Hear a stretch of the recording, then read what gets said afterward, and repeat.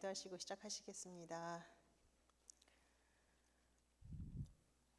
말씀으로 저희들에게 늘 생명을 주시는 아버지 하나님, 아버지의 귀한 늘 푸른 동산교회 성도님들, 오늘 오전 대예배를 드리고 또 귀한 친교와 교제 시간을 허락하여 주셔서 영육간 저희들을 강건하게 만들어 주시고 이제 이렇게 성경 공부에 임할 수 있도록 모든 환경과 저희들에게 은혜를 허락하여 주신 아버지의 사랑에 먼저 감사드립니다. 저희가 늘 말씀 앞에 설 때에 저희가 말씀을 받기 위해서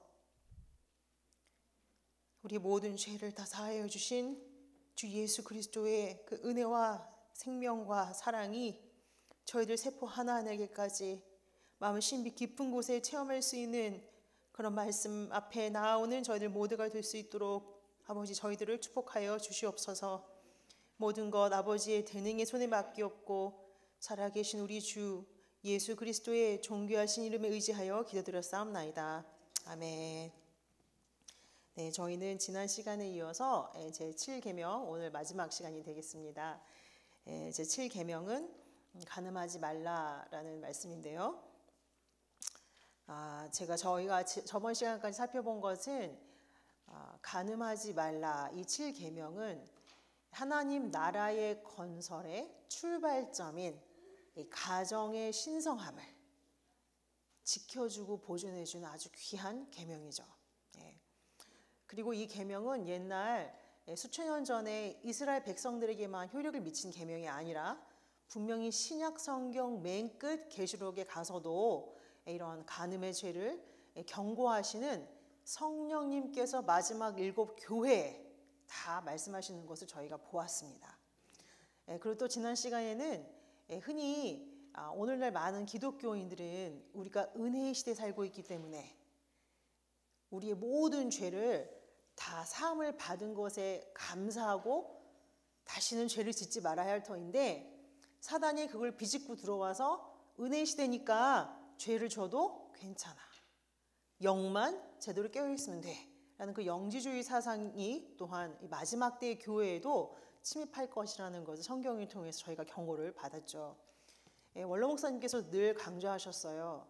말씀 세계는 영과 육이 같이 가는 거라고요. 절대로 육은 뭐 이렇게 등한시하고 영적인 것만 추구해서도 안 되는 거예요.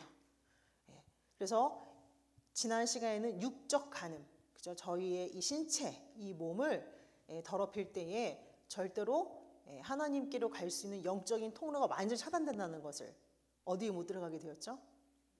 천국에 못 들어가게 된 사단의 수법을 저희가 살펴보았는데요. 오늘은 영적인 간음에 대해서 살펴보도록 하겠습니다. 지난 시간에 이 간음이란 이 단어는 나아프인데요. 출애굽기 20장과 신명기 5장 10계명 양쪽이 다 사용되는 간음이란 단어는 이 나아프입니다. 그런데 이제 이 단어는 육적인 간음뿐만이 아니라 영적인 간음, 즉 이스라엘의 우상 숭배. 자, 근데 그 앞에 이 표현이 더 중요합니다. 무슨 백성입니까? 언약 백성이에요. 하나님과 언약을 맺는다는 것은요, 엄청난 일입니다. 근데 그 언약 백성이 하나님을 버리고 하나님 아닌 잡신, 우상 숭배를 하는 것을 간음이다라고 성경을 정의하고 있죠. 그러면 하나님과 백성의 관계가 간음의 관계로 들어갈 수 있다는 것은 하나님과 백성의 관계가 무엇과 같다는 것일까요? 남편과 아내. 그래야지만 간음이라는 죄가 해당이 되는 거잖아요. 그죠? 그래서 성경은 이스라엘과 하나님과의 관계를 남편과 아내다라고 비유를 하고 있는데요. 그 이유는 언약 때문이에요. 이 언약 관계는 마치 부부 관계처럼 아주 밀접하고 거룩하고 숭고하기 때문입니다. 그렇다면 이 최초의 공식 결혼, 그죠? 하나님, 여호와 하나님과 이스라엘 백성들이 최초로 공식 결혼하였던, 즉 언약을 체결하였던 장소는 어디였나요? 네. 너무 깊으신 답을 다 양치해 주셨는데 다 맞으세요. 예. 근데 저희가 오늘 살펴본 것은 이게 공식적, 즉 민족적으로 하나님께서 언약을 체결하신 장소를 본다고 하면 시내산이 되겠죠. 네. 그래서 최초 공식 결혼식은 바로 여기 시내산에서 첫 번째 언약이라고도 불리기도 하고요. 또 옛 언약, 영어로는 Old Covenant이라고 부르고 하죠. 자, 언약, 오늘날 우리말로 하면 계약입니다. 우리 오늘날 삶 속에서도 가장 흔하지만 가장 중요한 인생이 있어야 계약은 결혼이죠. 네. 이처럼 하나님과 이스라엘 백성들도 저희가 보신 것처럼 이렇게 언약 체결하시기 위해서 하나님과 백성들을 만나는 장소가 시내산인데요. 저번에도 말씀드린 적이 있는 것 같은데 하나님께서 언약, 즉 계약을 체결하려 시내산에 강림하셨는데 저희가 주목해야 될 것은 보이지 않게 빽빽한 구름 사이에서 강림하셨다. 네, 한번 같이 읽어보실게요. 출애굽기 19장 9절 말씀.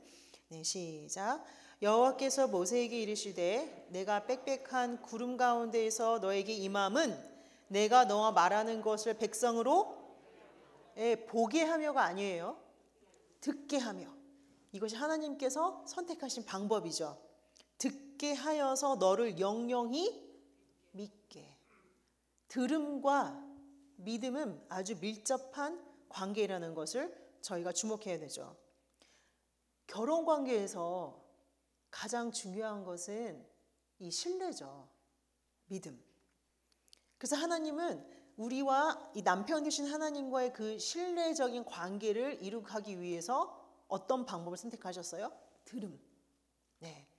무엇을 들어야 합니까? 듣는 것도 중요하죠. 무엇을 들어야 되는지. 로마서 10장 17절. 저희가 굉장히 잘 아는 구절이지만요. 너무나도 기초적이면서도 중요한 말씀입니다. 같이 읽어보실게요. 시작. 그러므로 믿음은 들음에서 나며 들음은 그리스도의 말씀이 없이는 믿음이 생길 수가 없습니다. 그리스도의 말씀, 그냥 다른 말씀이 아니에요.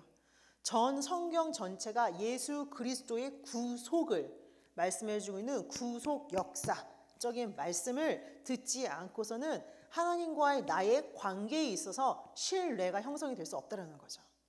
네. 자, 그래서 모세는 이 하나님의 말씀을 가져다가 이스라엘 백성들에게 전달한 언약 중보자가 되죠. 그 내용이 24장 같은 장 3절 4절에서도 말씀하고 있습니다. 모세가 와서 여호와의 모든 말씀과 그 모든 율례를 백성에게 고하매.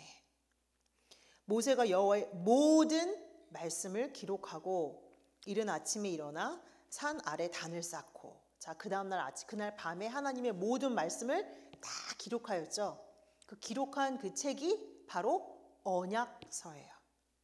즉 계약을 체결하는 데 있어서 있는 계약문과 똑같은 거죠.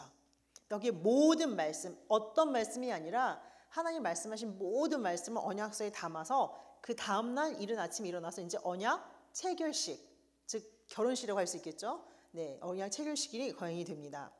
그래서 24장 7절 말씀 보시니까 모세가 언약서를 가져 백성에게 낭독하여 들림에 그들이 가로되 여호와의 모든 말씀을 우리가 준행하리다. 여기 계속 이 모든 말씀이라는 표현이 계속 되풀이해서 강조가 되는 것을 알 수가 있어요.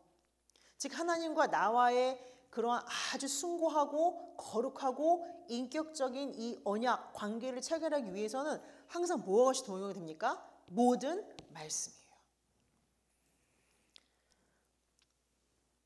그럼 이렇게 하나님과의 언약 체결을 하고 있는데 계약에서 체결할 때도요, 공식화하는 그 마지막 단계가 사인하는 거잖아요. 자, 그러면 하나님과 언약 체결식을 공식화하기 위한 서명은 무엇으로 했죠? 도장을 찍었습니까? 인감도 아니고, 그죠? 사인도 아니고 피로 모든 언약 체결식을 공식화했다는 것을 알 수가 있죠. 그 다음 절이죠. 모세가 그 피를 취하여 백성에게 뿌려 가로되 이는 여호와께서 다시 이 모든 말씀에 대하여 너희와 세우신 어떤 피입니까? 언약의 피예요. 하지만 이 언약의 피는 언약이 체결되었다는 상징이지 그 언약의 피보다 그 안에 언약의 피라는 그 표현 안에 들어있는 진짜 에센스는 뭡니까? 이 모든 말씀. 그럼 체결식 할 때는 보통 상대방이 다 저희가 이렇게 서명을 하잖아요. 근데 이 구약에서는 출애굽기에서는 피를 뿌려서 양쪽이 다 뿌려야 되는데 그러지 않고 한쪽에만 뿌리죠. 어디게 뿌렸어요? 백성에게 뿌렸다고 되어 있습니다.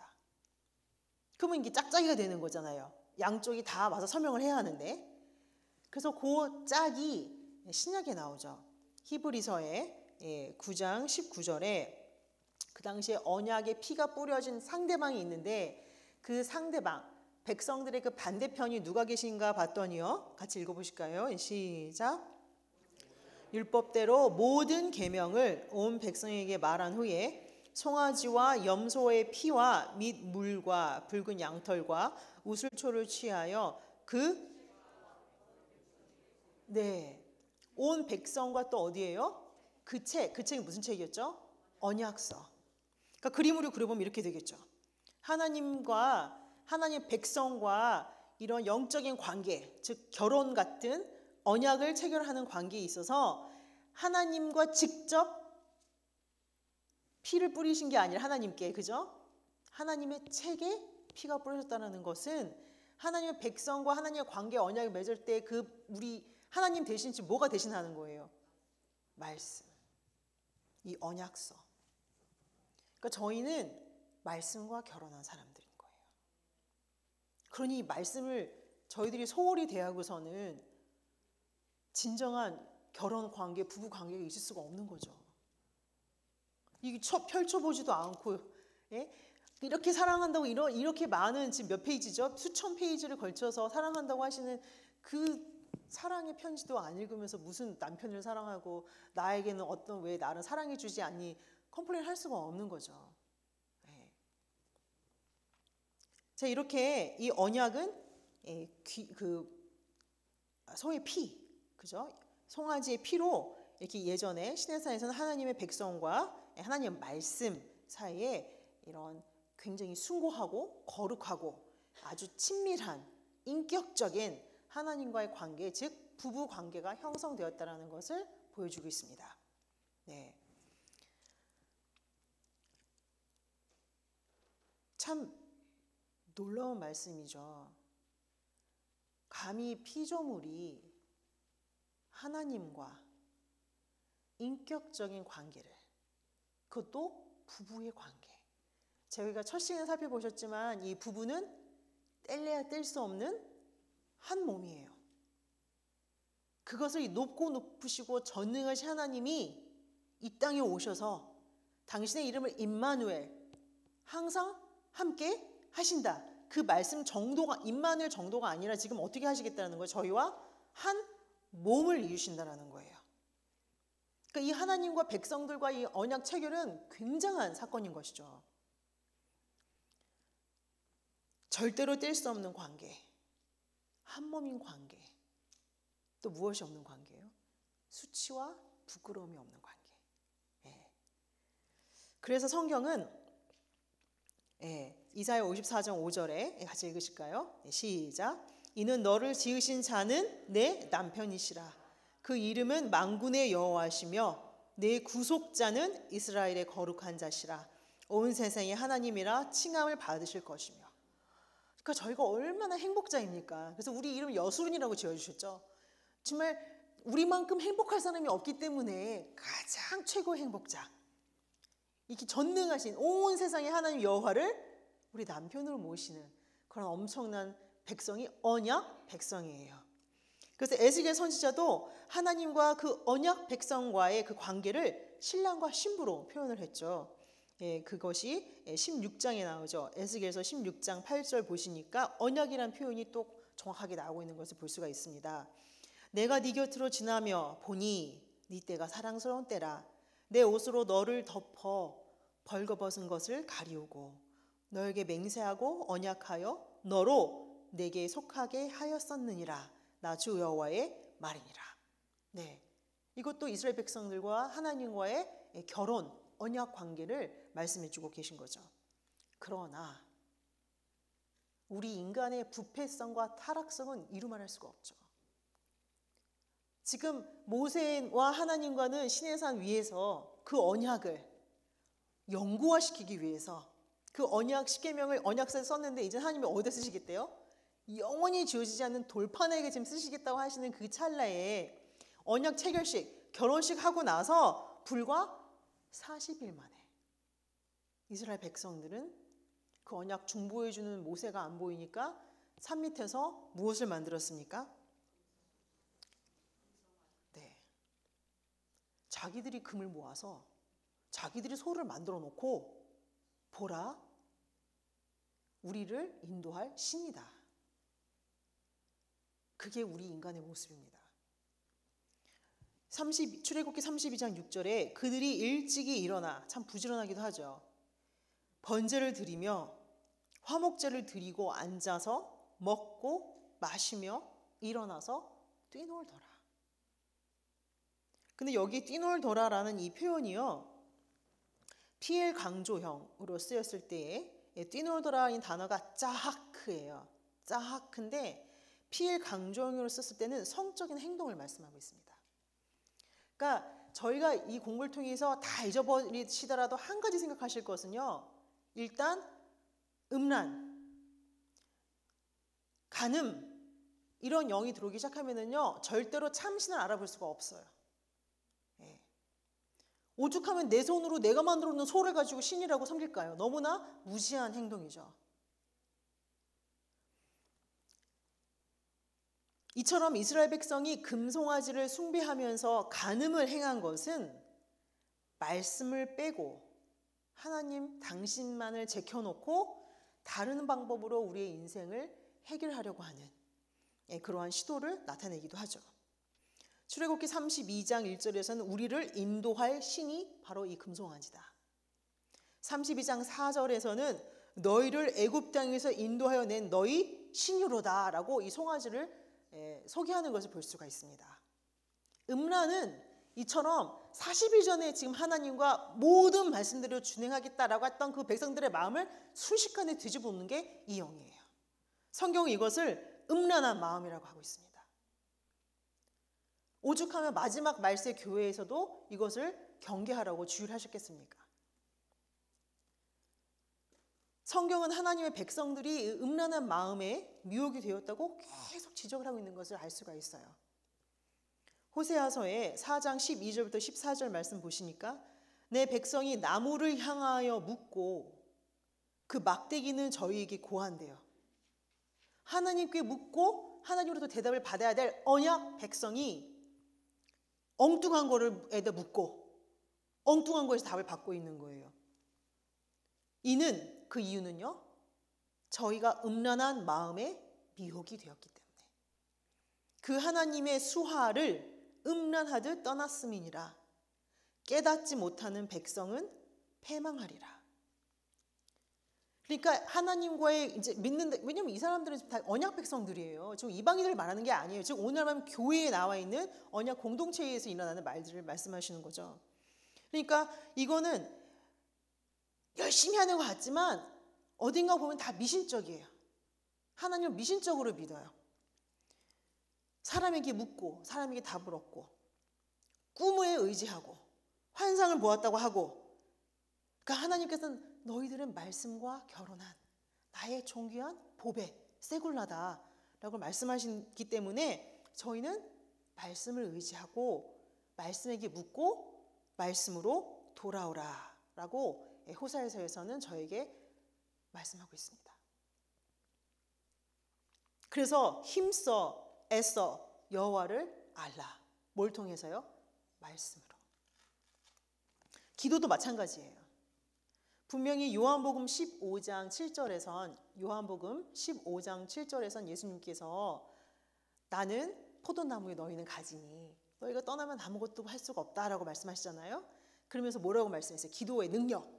예수님이 기도 한 방 하시면 다 되잖아요. 그죠? 그러니까 그 기도 능력을 우리에게 접붙임 해주시려고 하실 때에 말씀하신 게 뭐예요? 내 말이 너희 안에 거하면 무엇인지 구하라. 그럼 이루리라라고 분명히 그 방법을 친히 가르쳐 주셨어요. 그죠? 그런데 우리의 욕심대로 말씀 빼놓고 기도하면은요, 우리의 욕심대로 우리가 원하는 대로 올리는 기도는요, 다른 신이 낚아채요. 지혜의 신, 풍요의 신, 성공의 신, 승리의 신, 나이키 승리의 신이죠. 예. 인생의 풍요를 원하는 기도에는 풍요의 신이 누구에게 드리는 거예요? 바알에게 드리는 거예요. 하나님께 나가고 하나님께 대화하고 하나님과부터 이렇게 인격적인 만남을 해야 할 백성들이 엉뚱한 신에게 계속 접속을 하게 되는 겁니다. 이렇게 음란한 마음이 있을 때는요, 결코 하나님을 알 수가 없습니다. 절단코 여호와를 알지 못한다라고 호세아서는 경고하고 있어요. 저희 같이 읽어보실게요. 네, 시작. 저희의 행위가 저희로 자기 하나님에게 돌아가지 못하게 하나니 이는 음란한 마음이 그 속에 있어 여호와를 알지 못하는 까닭이라. 네. 음란한 마음이 있으면요, 영적이든 육적이든 가늠한 마음이 있을 때는 저희가 아무리 원하다 할지라도 여호와를 알 수가 없습니다. 그러니 저희는 분발해야 해요. 이 칠흑 같은 어둠과 이 세상의 파도처럼 몰려오는 이 모든 우리 유혹으로부터 우리 자신을 지키는 결단력과 용기가 필요해요. 네.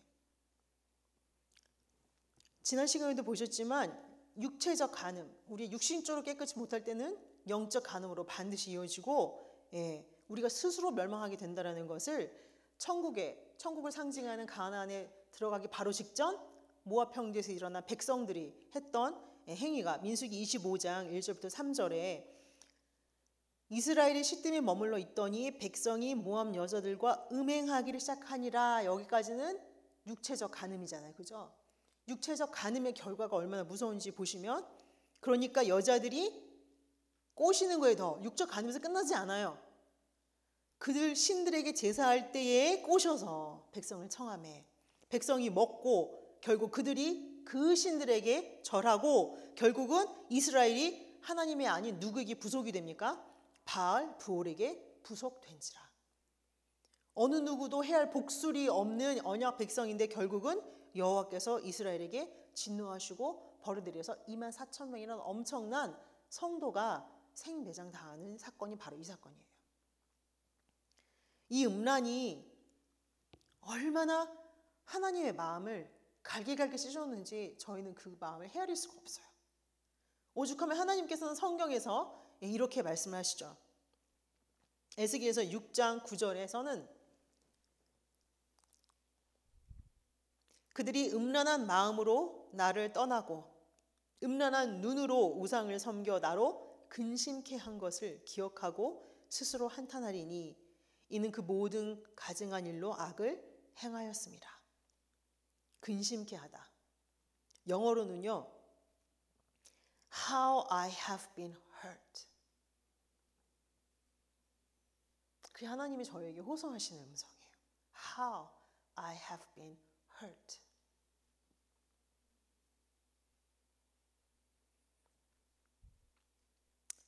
하지만 구속 역사는 이처럼 영육간에 가늠한 우리를 하나님께서는 포기하지 않으시고 변함없이 사랑하여 주시고 반드시 회복하여 주시겠다라는 말씀을 계속 되풀이서 하시는 게 구속사예요. 호세아 2장 16절에 여호와께서 이르시되 그날 한날 하나님께서 정하신 회복하기 시기로 작정하신 그 날에 네가 나를 드디어 내 남편이라 일컫고 다시는 내 바알이라 일컫지 아니하리라.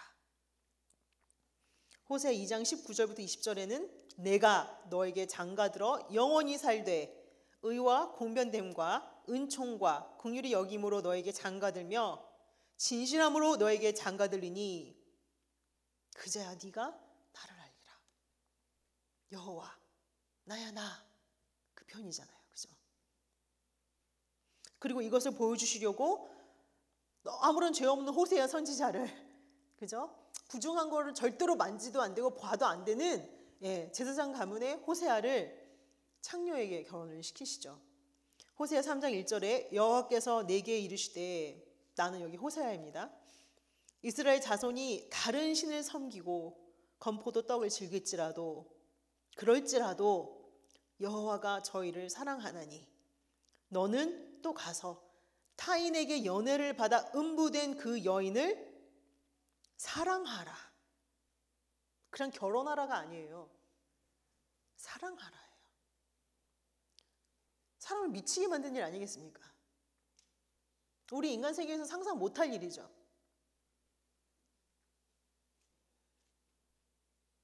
그리고 그것을 하나님께서 하신다는 거예요. 이렇게 하나님께서 음부된 여인인 저희를 끊임없이 사랑하시고 우리와 결혼하신다라는 그것을 구속사의 성취 과정을 통해서 창세기부터 계시록까지 쫙 이어서 보여주시는 것을 알 수가 있습니다. 그래서 구속 역사를 저희가 살펴보면은요, 성경의 구속사에 나타난 그 본래의 부부, 저희가 첫 번째 시간부터 참고해 보셨죠? 구약 창세기 2장 24절에 아담과 하와를 첫 성가정으로 만들어 주셨을 때에, 이러므로 남자가 부모를 떠나 그 아내와 연합하여 둘이 한 몸을 이룰지로다 라고 말씀하셨죠. 이 똑같은 말씀이 신약 때에 와서 사도 바울을 통해서 그 비밀이 공개가 됩니다. 사도 바울은 에베소서 5장 31절부터 32절에 똑같은 말씀이죠. 이러므로 사람이 부모를 떠나 그 아내와 합하여 그 둘이 한 육체가 될지니, 여기까지는 똑같은데요, 그 다음에서 이거에 대한 창세기 에덴 동산에 있었던 그 말씀의 비밀을 대주시죠. 이 비밀이 크도다. 내가 그리스도와 교회에 대하여 말하노라. 구약에는 아담과 하와, 그리고 첫 언약을 통해서 이스라엘 백성들과 하나님이 언약 체결식을 통해서 남편과 아내가 되어셨잖아요. 그죠? 자, 그렇다면 이 말씀에 의하면 저희 또한, 오늘 하나님의 백성 또한 하나님과 결혼한 관계가 되었다라는 것을 알 수가 있죠. 구약 때는 옛 언약이 있었다면 지금 신약 때는 새 언약의 성취가 있는 것이죠. 우리도 예수 그리스도의 피로 세우신 새 언약을 통해서 하나님의 신부가 되었고, 그 신부를 지금 에베소서 5장 31절 32절에서는 뭐라고 하고 있습니까?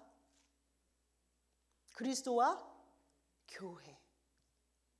교회인 거예요. 누가복음 22장 20절에 예수님께서 이렇게 말씀하시죠. 누가복음 22장 20절 같이 읽으실까요? 네, 시작. 저녁 먹은 후에 잔도 이와 같이 하여 가라사대, 이 잔은 내 피로 세우는 새 언약이니 곧 너희를 위하여 붓는 것이라. 네, 아까 모세는 송아지의 피를 가지고 이 피를 백성에게 뿌리고 책에 뿌려서 언약을 체결했잖아요. 송아지의 피도 하나님과 이스라엘 백성들을 결혼 관계를 맺어주는데, 지금은 누구의 피로 이걸 하신다는 거예요? 하나님 직접 예수 그리스도의 피로 우리를 하나님의 신부로 만들어 주신 것이죠. 너희를 위하여 내 피를 부어 세우는 새 언약이다.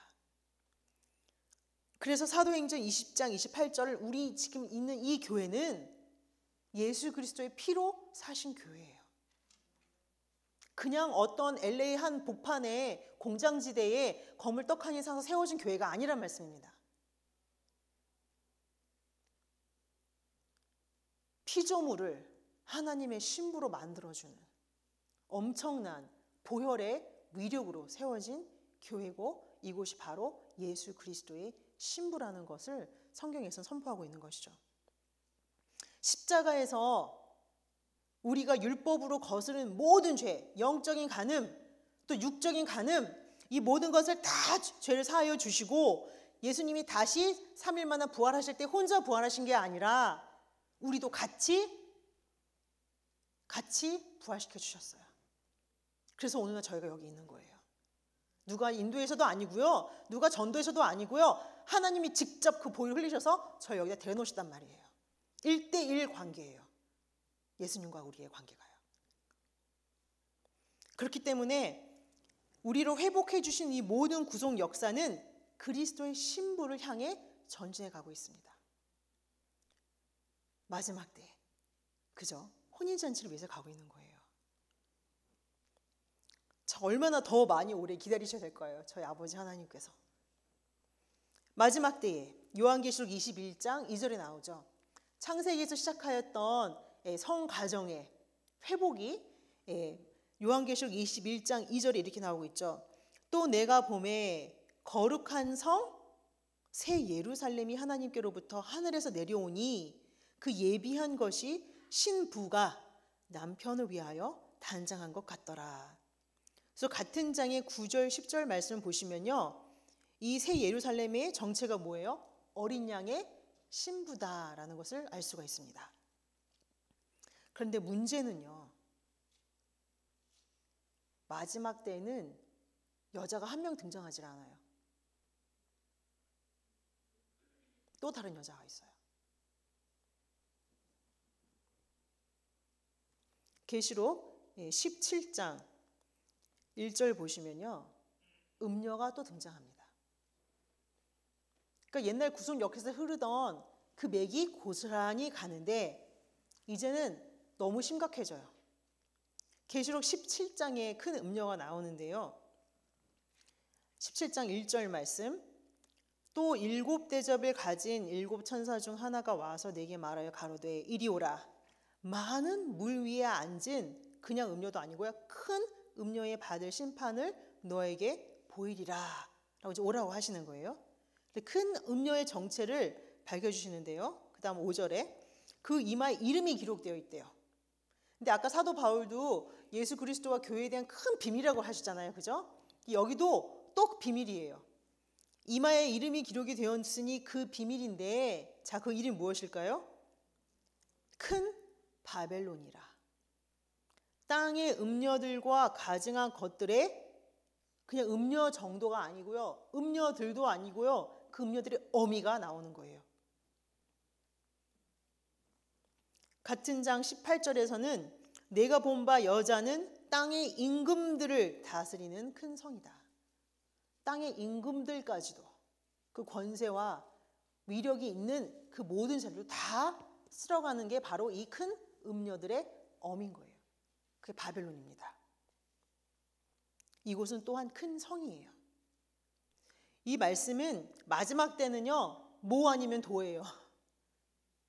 이곳 아니면 저곳밖에 없어요. 둘 중에 하나를 선택하셔야 합니다. 여러분 모두. 정확합니다. 노선이 중간에 뭐 그레이 색깔 없어요. 회색 없어요. 큰 성 바벨론 아니면 거룩한 성 예루살렘 둘 중에 선택해야 되죠. 그리고 제가 오죽하면 그림까지 그렸어요. 딱 저희가 시각을 고정해야 되기 때문에. 계시록 21장 2절에는 바로 이곳이 어디입니까? 거룩한 성 새 예루살렘. 자, 예루살렘은 평화의 도성이죠. 예루살렘. 평강의 도성. 하지만 똑같이 그때 남편을 위해 단장한 신부가 나타날 때 또 누가 나타나요? 바벨론도 있어요. 큰 성. 거룩한 성으로 가실 겁니까? 큰 성으로 가실 겁니까? 여기는 음녀의 어머니입니다. 다시 저희는 이 질문을 반드시 해야 해요. 교회생활, 신앙생활은 주일날 교회에 와서 예배드리고 점심 먹고 가는 게 아니에요. 그런 구속사를 공부하는 마지막 때의 장자 성도들의 위치는 그게 아닙니다. 마지막 때 저희는 어떤 성을 건축하시겠습니까? 아멘이죠.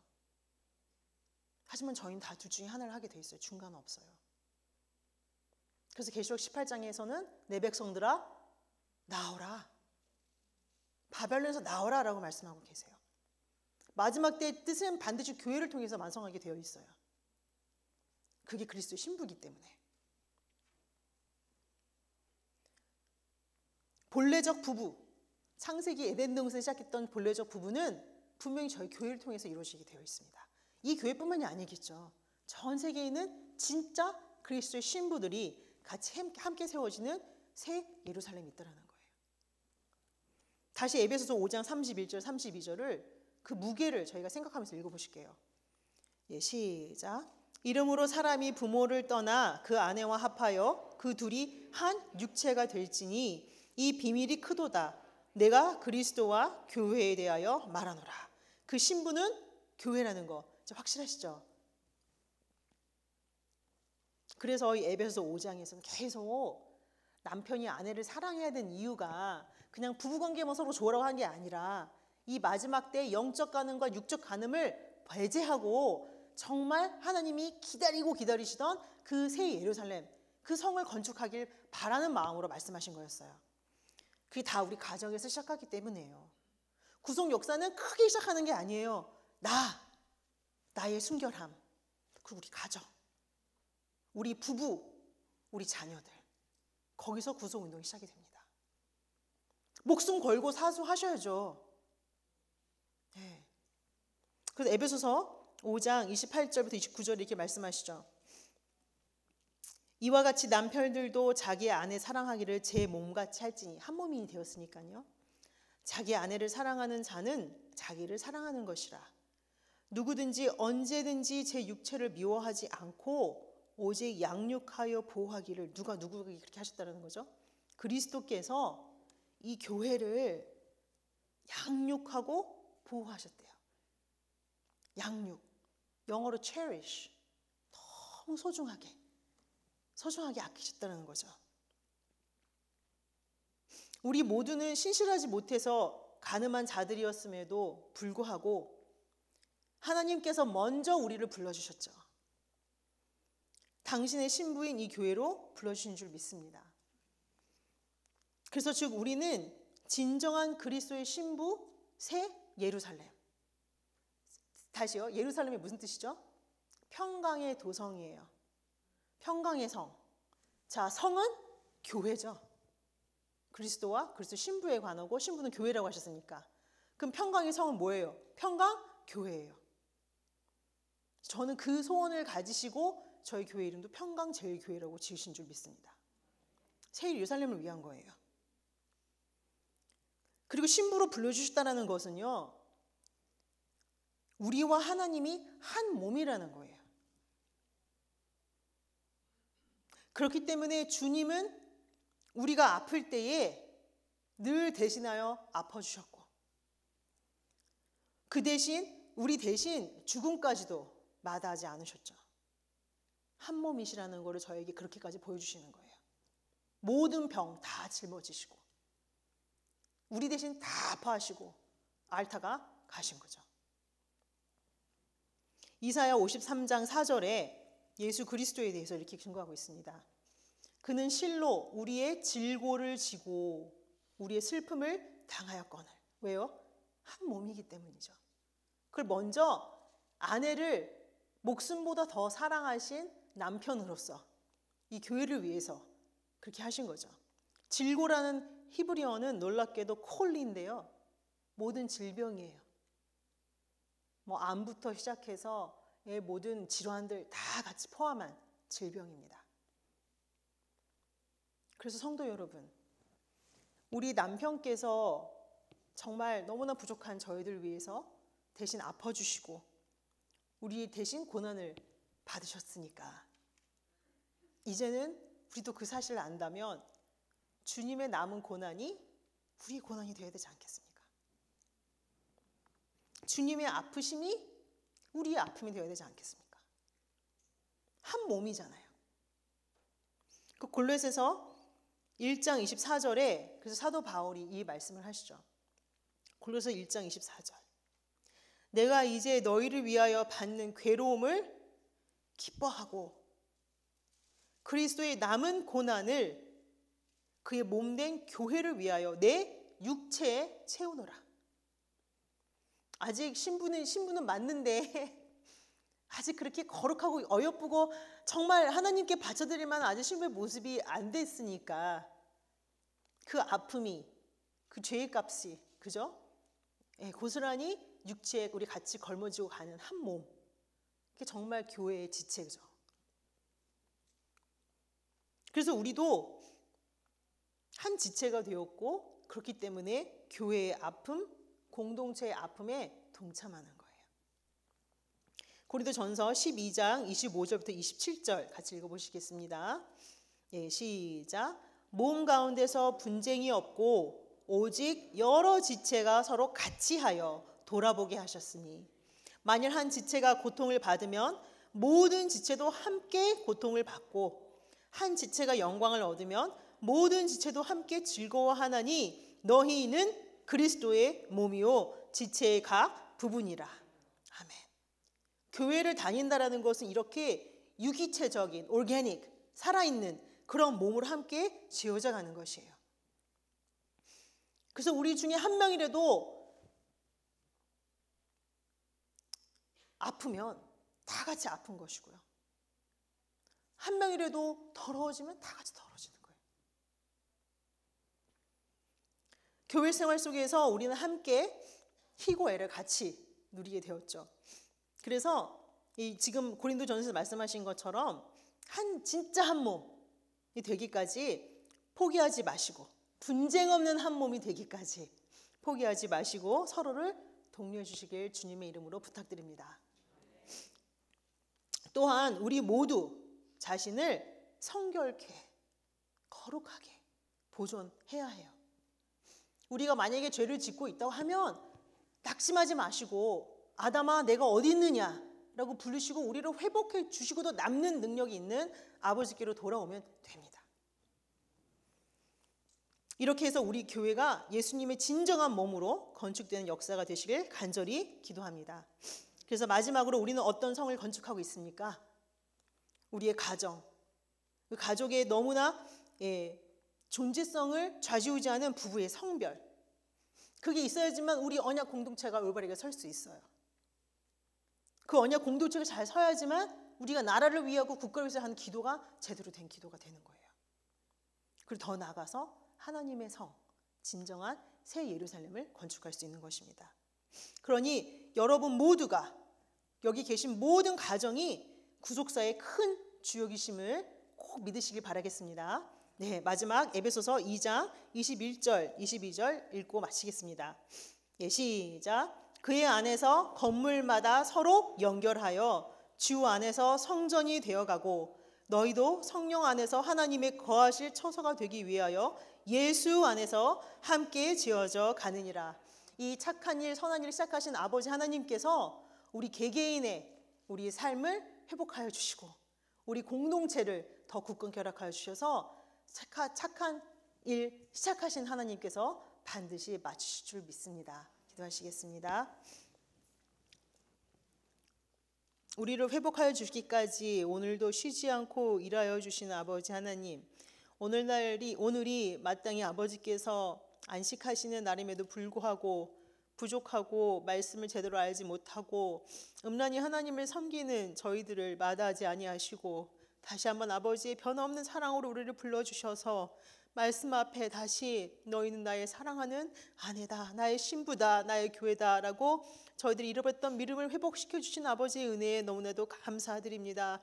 이 자리에 저희가 같이 모여서 누가 잘하고 못하고를 따질 수가 없는 정도 연약한 저희들이 아버지 앞에 머리를 조아리며 고백할 것은 이 세상에 지금 요동치는 물밀듯이 밀려오는 이 죄 앞에서 저희가 아무런 능력이 없음을 아버지 앞에 고백하오니 오직 모든 권세 위에 뛰어난 이름이 되으신 주 예수 그리스도의 이름이 저희들의 승리의 깃발 니시가 되게 허락하여 주셔서 우리가 개인의 삶 속에서도 가정을 성별시키는 데 있어서도 우리 언약 공동체를 새 예루살렘 성읍으로 굳건히 세우기까지 저희들이 절대 낙심하지 아니하고 서로를 격려하고 돌아보면서 아버지 앞으로 향해 아름다운 신부로 단장되는 또 그 일의 구속 역사에 껑충 앞서 도약하는 우리 LA 늘 푸른 동산 교회가 될 수 있도록 오늘날 우리 아버지 하나님께서 두 손을 들어 여기에 모이신 모든 성도님들과 자녀들과 이곳에 잊지 못한 모든 하나님의 거룩하시고 택하신 백성들에게 안수 안찰하여 주시옵소서.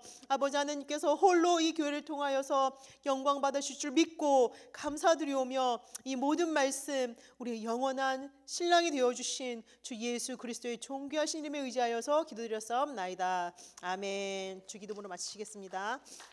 하늘에 계신 우리 아버지여, 이름이 거룩히 여김을 받으시오며 나라 임하옵시며 뜻이 하늘에서 이루어진 것과 같이 땅에서도 이루어지리이다.